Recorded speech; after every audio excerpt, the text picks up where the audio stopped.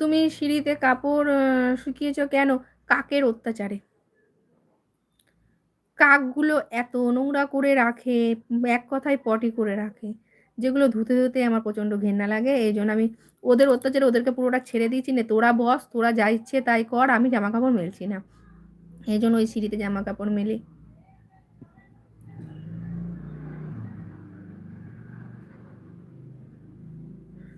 তারপর তুমি তো বললে তাই।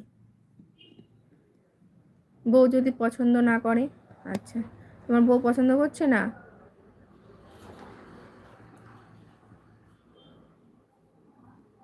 তাই বলে আজকেই করে নিয়েছো? বালিশও তো লেগে যাবে। হুম, কোনো ব্যাপার না।